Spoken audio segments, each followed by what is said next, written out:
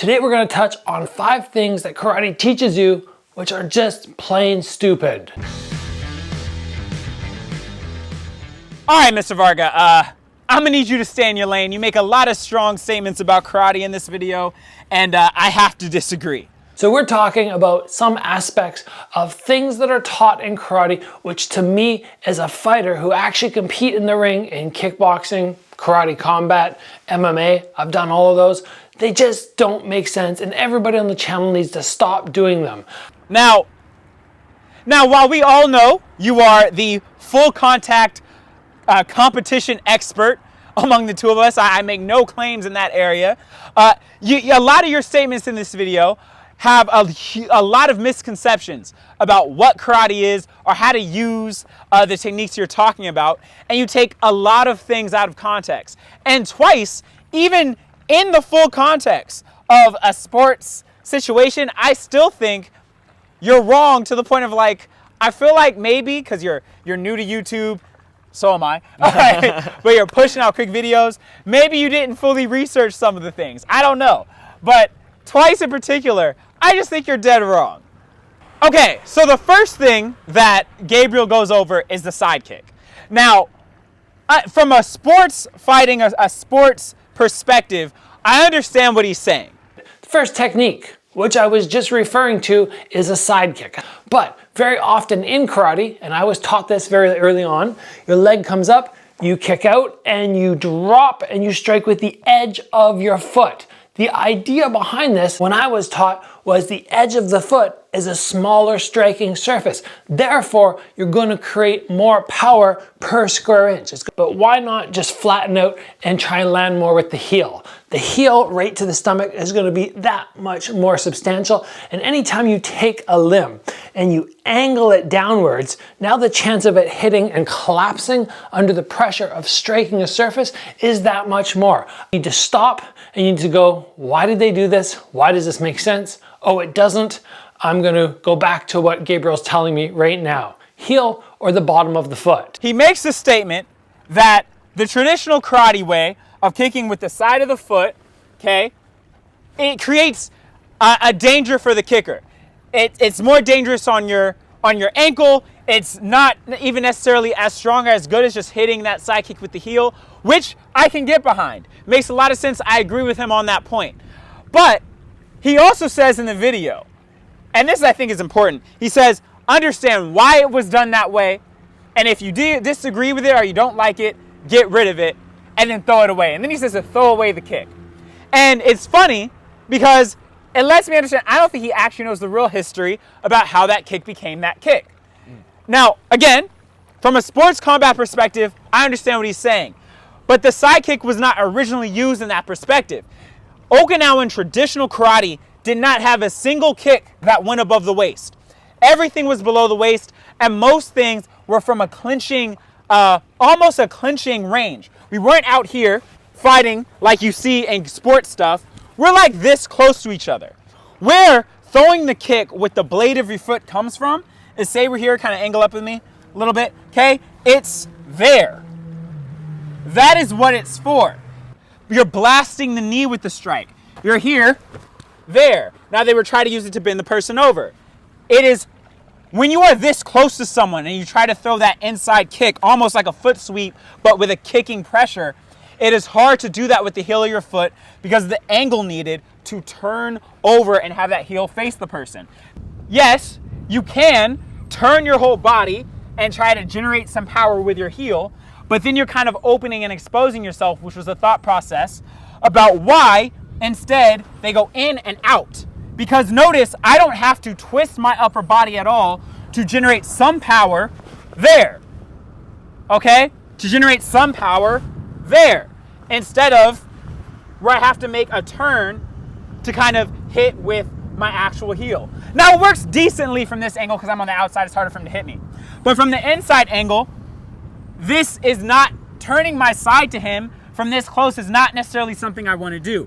Which is why generating the power that way for a low strike to the leg is where this comes from. That is the original reasoning behind this kick. So if we're here at range, it's a lot easier to get in with the heel. Sometimes it's just faster to hit with the blade than taking the extra turn necessary to smash with the heel, and you're less likely to hurt yourself because of the range, and you're actually not delivering with as much power because you're a lot closer in. So you're less likely to hurt your angle or something like that. So over time, this idea of hitting here, like specifically to knee joints and stuff like that, it just adapted to going higher and higher as it became part of a sport. And Gabriel's right. When you're dealing with that longer range that it wasn't originally meant for, it's not the most useful. But he did say understand the history and why. If you understand the history and why, you may not want to totally throw it out. Just understand, okay, this isn't something I'm going to use for sport. That strike's illegal, and not all competition, but a lot of competition. And so maybe instead, I'm going to focus on my heel as a competitor. I also want to say I don't necessarily blame Gabriel for not knowing this. A lot of karate people don't know this. A lot of the history of karate and why it was originally used has been lost specifically in the West, but even somewhat here in Japan. And so I don't blame him for not understanding the history and why it was used like that. And from his perspective, I totally get why he said what he said. But I do think it's important that for people watching, they actually understand why the kick developed the way it did, why and where it can be useful, and why in a sports context, he probably is right. We should change it for combat sports. But don't throw it away. He keeps saying in these videos, throw it away. There's still reasons for these techniques. Don't throw it away, is what I'm trying to say. Understand why they're there. All right, and the next thing Gabriel talks about is the ridge hand.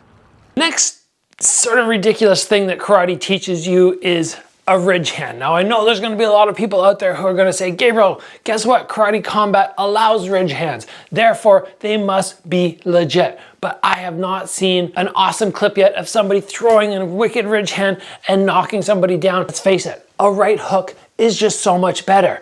When you come in here, there's so many things that can go wrong. What happens if you land with your thumb? What if you land with your fingers? If you come too high up, there's not going to be enough power. There's so many elements of a ridge hand which don't make sense. And it's essentially the same motion as the hook, except we all know a right hook really works. Now he specifically says that he has yet to see a ridge hand work, including karate combat.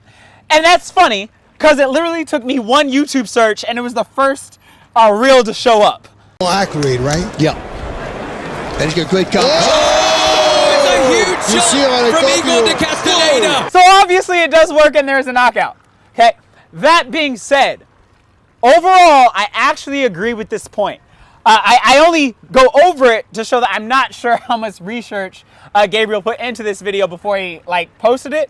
But I do actually, for all intents and purposes, the overhand and the hook are better shot than the ridge hand. There are some excuses. What if your hand's broken or something? There's obviously exceptions. But for the most part, even in a self-defense situation, I do think the hook and the overhand are better. There is a statement for saying in a street fight, if your hands, you're worried about hurting yourself, you're less likely to hurt yourself if you blast with the top part of the arm for such a powerful strike. It's not hurting your wrist. So there is that thought process behind it and reasoning. That being said, like I said, at the end of the day, I generally actually agree with his point. If you just learn how to throw the overhand properly, I do think it is a better shot. So we're just going to go on to the next one. Okay, and this next one, I just think he's generally wrong, in totality.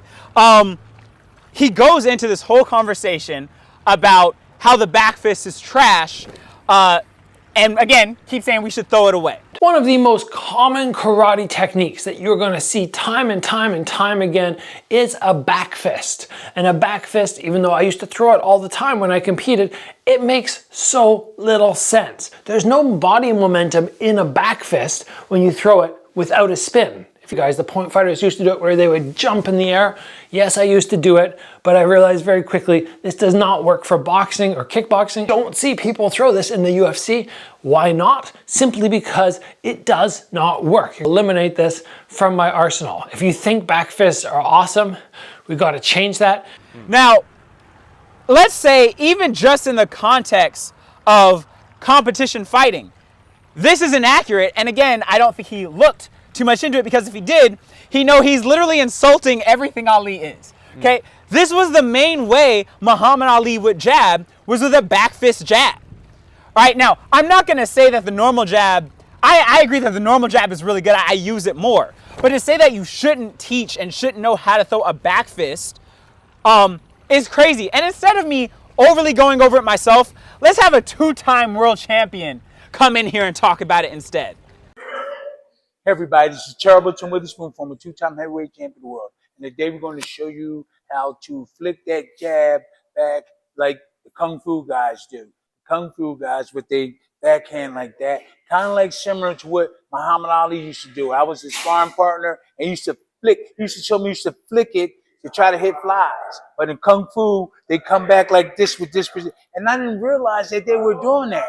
And that's very helpful, that type of jab. It's easy to flick it out there, cover their eyes, drop a right hand over after that flick. So it's like this. They do like this in Kung Fu. We flick it out like this.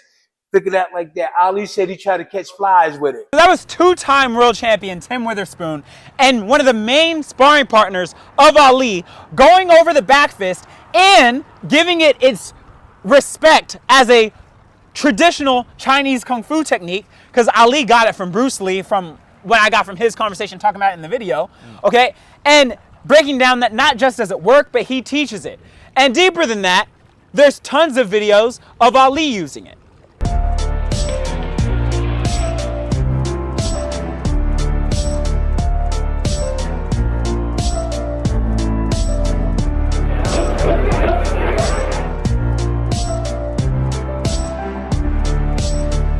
Now, if one of the greatest boxers of all time using it isn't enough, we can literally do a whole video on the uses of it. So I use the back fist as one of my strikes, especially in sparring all the time. Where you're here, obviously you want to throw your normal jab. The normal jab is a staple. But one thing about throwing and changing it up and giving different looks, I mean, I'm sure Gabriel will tell you the importance of giving different looks when you're fighting. You can use it as a blinding jab. You can use it to blind your opponent. Put your hands up.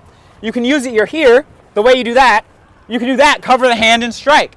There are many different ways. You can use it, you're jabbing, you can use it as a pop out for the hand in front to open up that midline and throw your shot.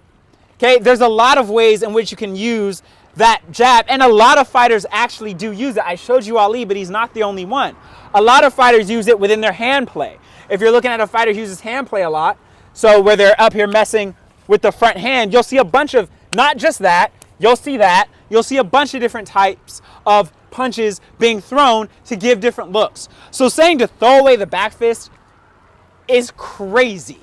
Even this one, the point style where you're like lunging like that. Obviously, we're not gonna lunge in sport, but you can go here, boom, boom, and use it as a, cover and strike. It's the same technique without the super lunge. Obviously, you can't do it the exact way you do it in point sparring, but it is easily adjustable. And the back fist is a very good technique, even in sports, that I have seen used by high-level professionals, that I've used in sparring against high-level pros. Just to test it, before I shot this video, I went and worked on it with a guy who's 9-3 professional out here in Japan. And it works perfectly fine. Okay, the back fist is a great technique. I'm not saying it's better than the jab. I'm not saying that. But I'm saying his statement of get rid of it, don't teach it, is insane. Like, there's evidence to show that that's not accurate. So that's just crazy for me. And just for a bonus, look at that elbow, look at that technique. That's a back fist from Tyson Fury. Okay, and the next one is the toe kick. Next technique, which is going to cause some controversy here. I know a lot of people are going to go, Gabriel, this technique actually does work. And you are right, it does work. But it's throwing your front kick or your round kick with toes.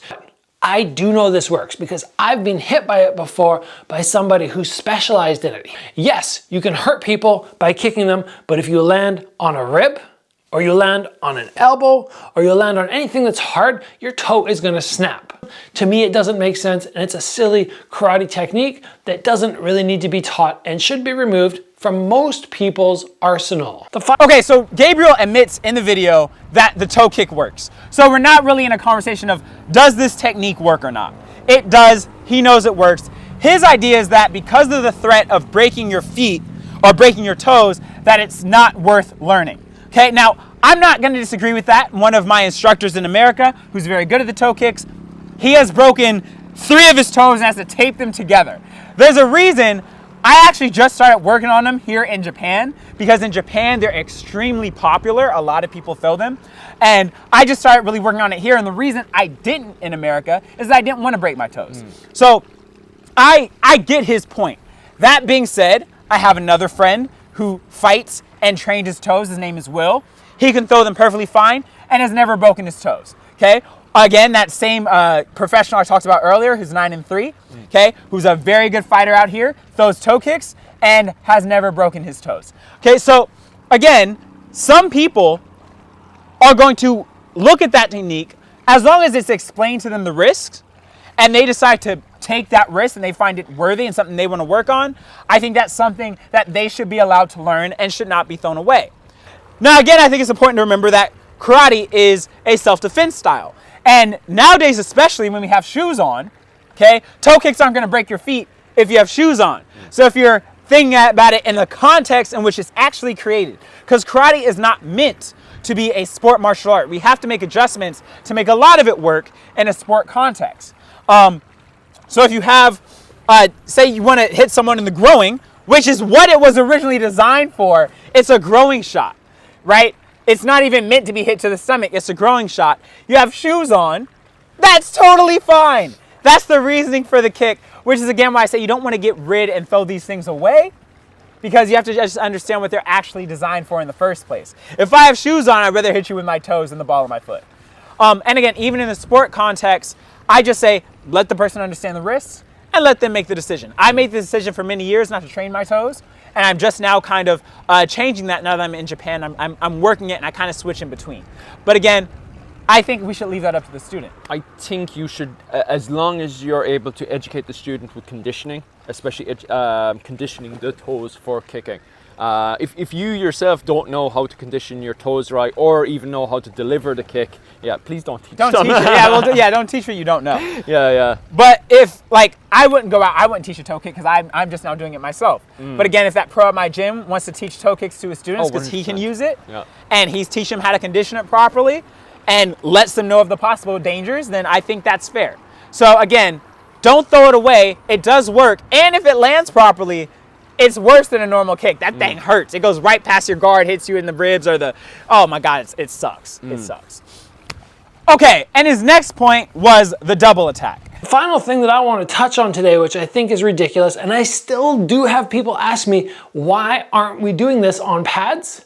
It's throwing multiple techniques at the same time. And a lot of points where we do things like that, or like that. When you throw 2 techniques at once, neither has much power. And in addition, you have no defense. How do I defend myself when I've hit with 2 arms? Karate, we gotta stop doing that. It doesn't make sense. Now, he specifically talked about the double attack from the ideal of like a double punch, like this one.